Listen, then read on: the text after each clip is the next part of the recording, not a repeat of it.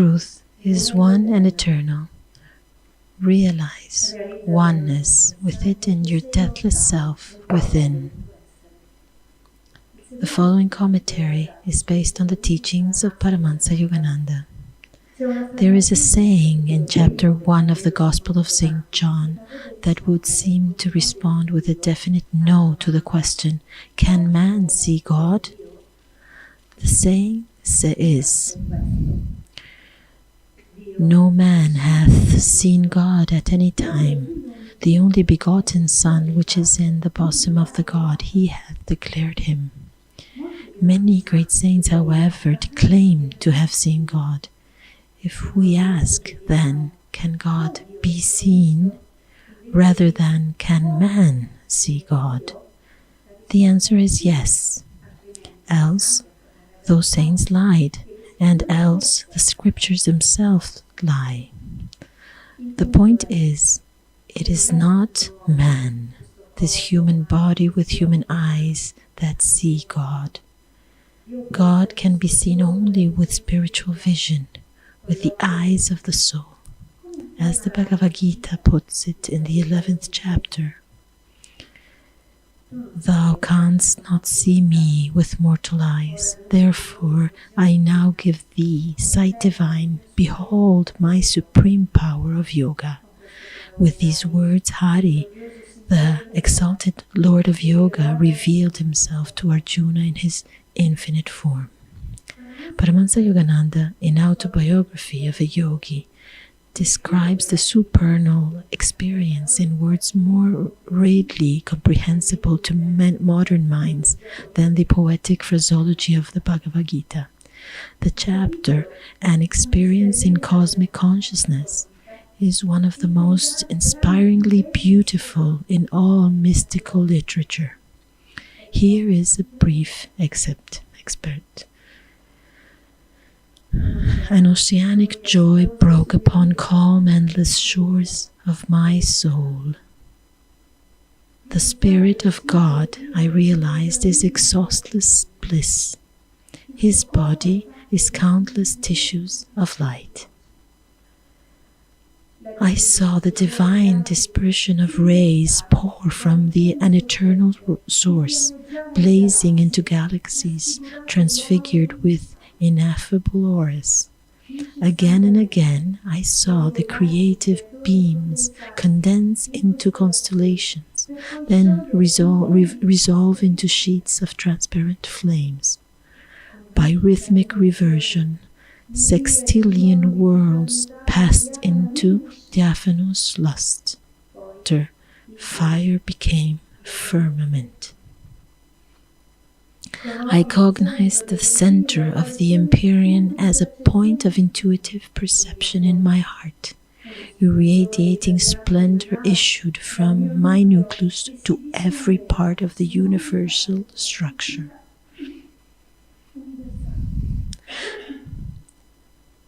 The creative voice of God I heard, resounding as Om, the vibration of cosmic motor. This, so the great masters aver, is what God is, and this also, they insist, is what we in our deepest reality are. Thus, through Holy Scripture, God has spoken to mankind.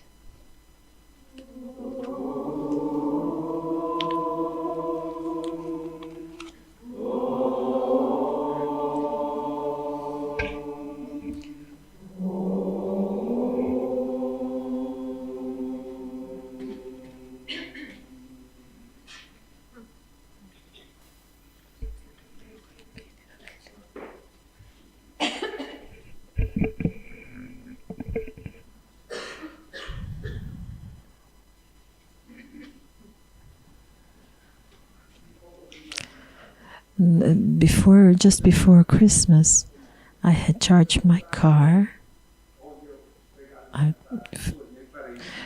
to take oil and things to my family that live in the Veneto.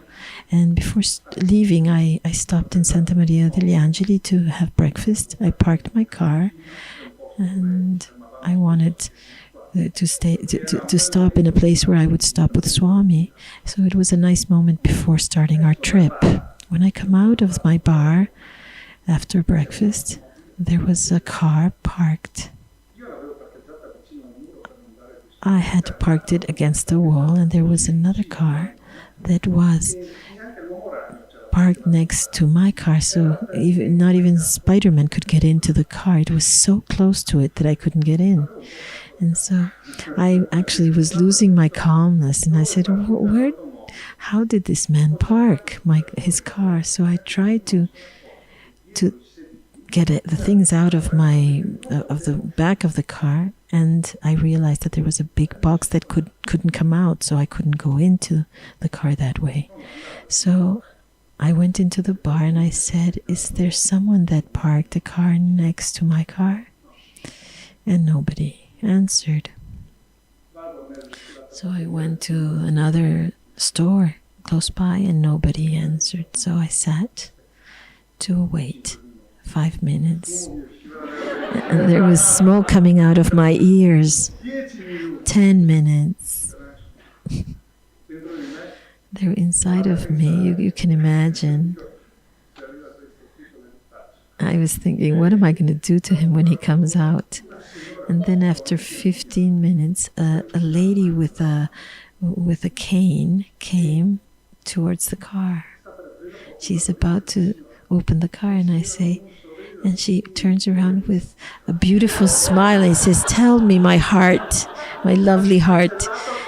And he canceled completely all my warrior intentions. And he said, I don't see very well. And with this sun, I parked in the best way I could. So I realized that there was a divine grace because he didn't hit my car. She didn't hit my car. She was so close to it. God really helped her to park her car without hitting my car. And that was a great grace. So I said, don't worry, it's okay. You see, life puts us in certain circumstances where we can be judgmental, and to judge what is happening, drawing certain conclusions. Probably this lady came to the post office to get her pension. It was a big sacrifice for her to arrive there, and so many things were in my mind.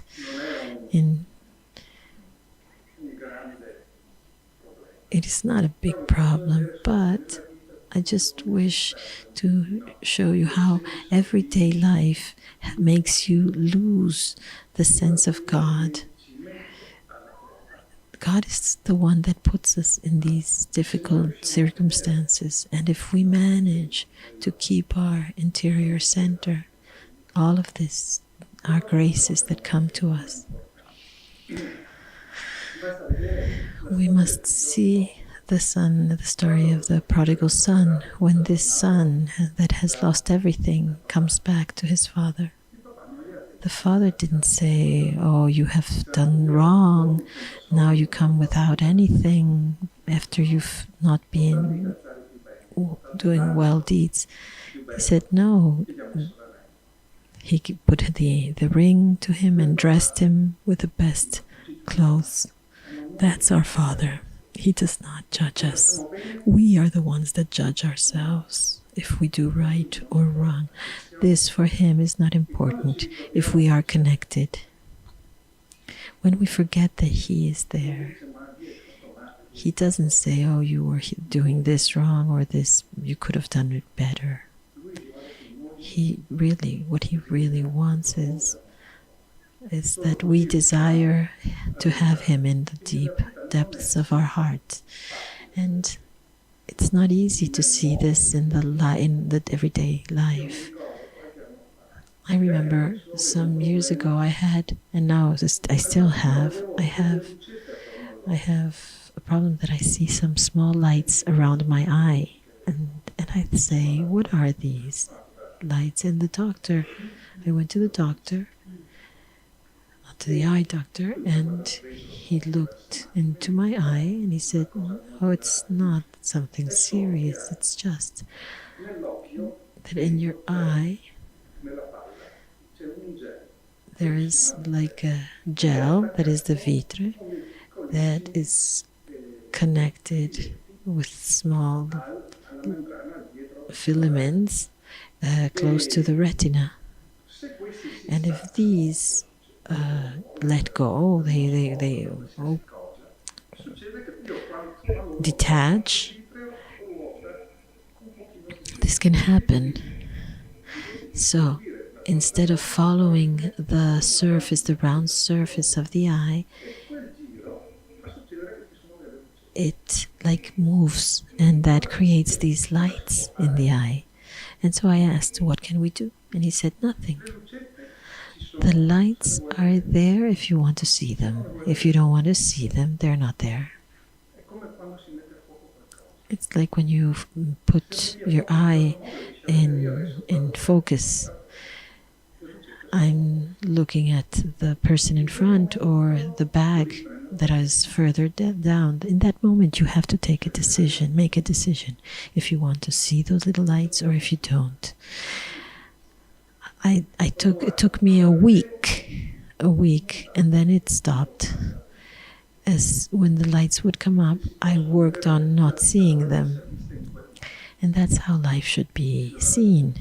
We should just see the good things, the beautiful things. All of those things that happen do not exist. And that would be so good for everything, for all of us.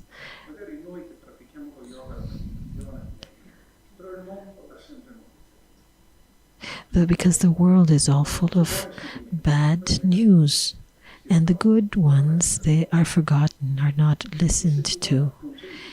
Not for so much for us if we practice yoga and a yogic life, but if you concentrate on what is nice and beautiful, you concentrate on that. There's always something like that to which you can concentrate. Like that lady, when she said, "Oh, my heart, hello dear," that was something that really transformed that moment for me.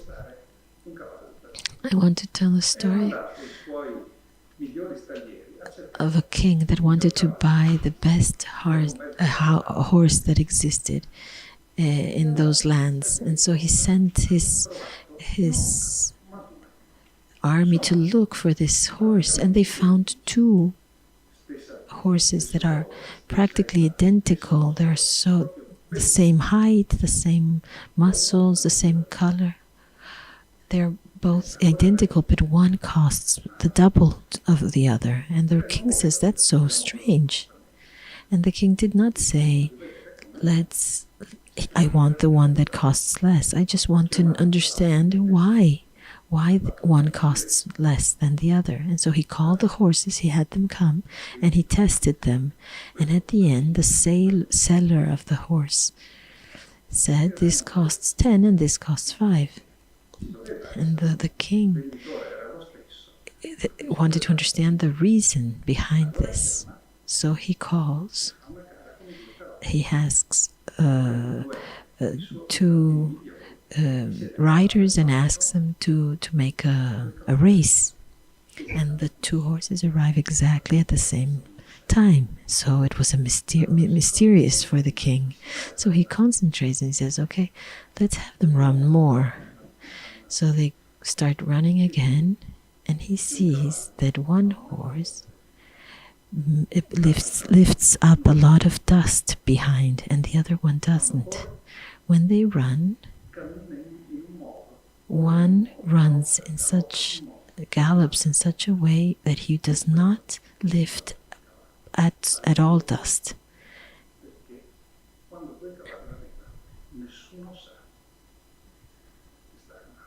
And the owner says, this horse costs more because when this horse arrives, nobody knows he's arriving.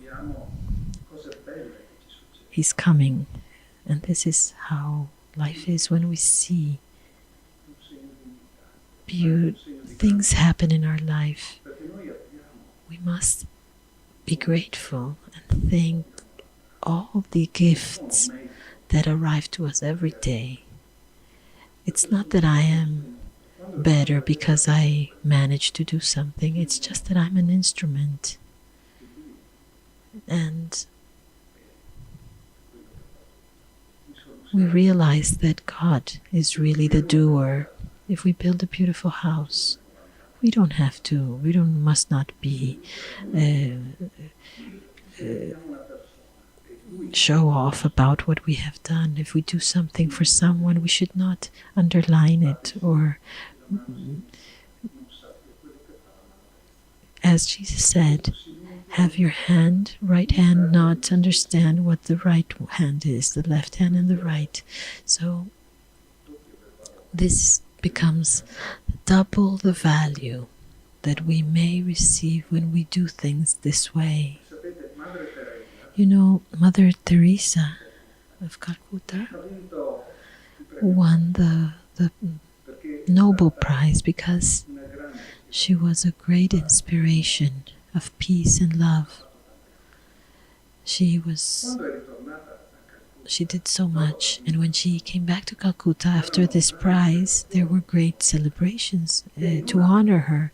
And in a little corner of the street, there was a homeless man that was screaming to call for her attention, and she went to him, and this man was hitting on a plate something that metal. And when Mother Teresa went to him, even if there were thousands of people for her, this man got into his knees and put in Mother Teresa's hands those few coins he had, and she bowed to him and embraced him and said, "Today the world, the whole humanity, has elevated thanks to this, to what this gift you are giving to me. I will give this money to someone more poorer than you, and that will give him the possibility to eat. This is not money for me." There's things that seem common, but they are so great if we see the well and the good that is happening around us. We have this friend, the husband of Nandini. His name is Ramanand. He is right now in intensive care in the hospital in Padova. He has great strength, courage, enormous. They have opened his thorax and they have operated him, changing parts of his heart, the aorta. 12 hours of operation 10 days ago. And in the same week, he has been operated other 2 times. And he, every day, is fighting with courage, incredible courage, to overcome this difficulty. I don't think he's lamenting, and he's sustained by the prayers of hundreds that every day are with him in that hospital. I think that his courage, his being alive, it's easier to go away, it's harder to stay. And this courage is arriving to thousands of people. All those people of humanity, he is elevating with his courage, giving courage to others to go on. Because nothing is definite. Praise or failure, The only thing that counts is the courage that we bring out to go on. When the tests come, they seem impossible to overcome. But when we act this courage, this is the real important thing. It's not the success. It's not coming out of a failure. It is the courage to face with determination and strength what is happening. And that strength is not ours. That strength comes from behind. It holds us and it helps us face difficulty with great determination. And if we manage to overcome, good. And if we don't, we should go on more and more. And if we don't have that power, we should ask God to give us the strength that we need to overcome that difficulty. You know, a small child, we were in a first elementary class, and children were drawing, and the teacher goes through the desks, and he says, "What are you drawing?" And he says, "I'm doing a house." And another one says, "What are you doing?" I'm drawing God. How is it possible? Nobody has drawn God. Why?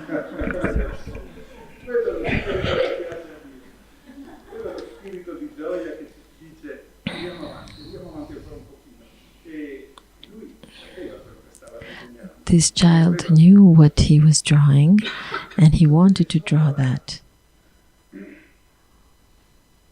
You know, behind the cross, there were so many disciples of Jesus. And one was a timid, shy lady, small lady. And she was silent. She was reserved, did not express much. And she was silent, watching this moment. After a few days, she knew that Jesus had resurrected. She did not need to be confirmed. She really believed in him. And as an answer to this,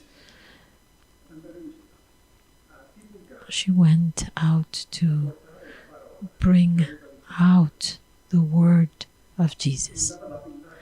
And she went from town to town to take this to others without fear. And one man asked her, "How do you do this by yourself, to say these things that are hard things to understand, difficult things to understand, even if they're true? How do you have the courage to go? What gives you that courage every day?" This path, this decision of bringing these teachings. And she said, this courage comes from humbleness. And he asked, "What is humbleness?" And she said, humbleness is the courage to say first, "I love you." Every day we find people and we can't go around saying to everyone, "I love you, I love you." But there are many ways to love and care for others. The most beautiful and easy way is to smile when you watch to them in their eyes. When we transmit this love through our heart, it's not necessary to say things. Nothing more than that has to be said. These are silent messages that put a seed. And if these messages continue, they continue to help blossom that seed. And people understand that they are closer to God As Mother Teresa used to say, we help to elevate a little bit everyone. And it's not with words so much as our example, our way of doing. Every day we can choose to help in silence or not to do it. And if we don't do it, we are losing a great opportunity, because helping others, we really are helping ourselves. There is no difference between others and us. And if every day you say, no, I stay in my house, I'll just stay here alone.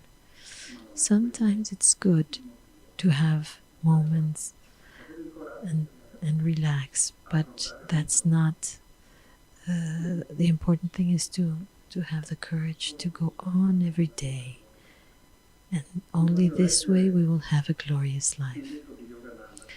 I want to read from you. Man has come to earth only to learn to know God. No other reason. This is the true message of God to everyone who is searching and love Him. God talks in His life, in that life where pain and age, war do not exist, but only eternal security. In that life nothing is destroyed. Only exists happiness that will never end. Endless happiness. This is why we must search for God. All those who are searching sincerely will find Him. Those who want to love God and aspire to enter in His realm and want to find Him they will find Him for sure. Day and night you must feel the desire of God. And in a sign of gratitude, He will keep the promise for eternity, and you will feel the bliss without end, because everything is light, everything is joy, everything is peace, everything is love, and God is all of this. Have a beautiful week.